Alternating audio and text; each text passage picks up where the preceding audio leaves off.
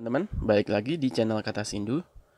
Oke, seperti biasa, di pengujian kedua kita akan menguji kualitas bassnya dari EGGEL TERRA XL versus EGGEL Elite dengan mode bass on ya. Oke, biar kita semua nggak pada penasaran, langsung aja kita cobain bareng sekarang ya. Oke.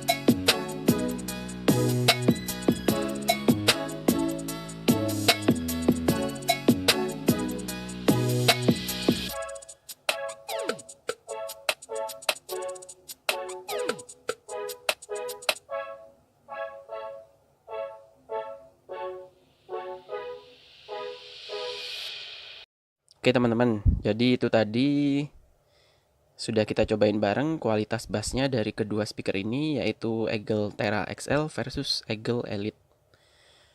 Oke, buat teman-teman supaya nggak penasaran lagi, akhirnya kita udah cobain bareng dan temukan perbedaannya. Jadi kalau EGGEL Elite ini emang dia fitur unggulannya adalah selain bisa jadi powerbank ya, dia mempunyai button extra bass yang mana dia bisa meningkatkan suara dentumannya dari speaker ini sehingga kita bisa dapat experience lebih baik ketika kita mendengarkan musik-musik uh,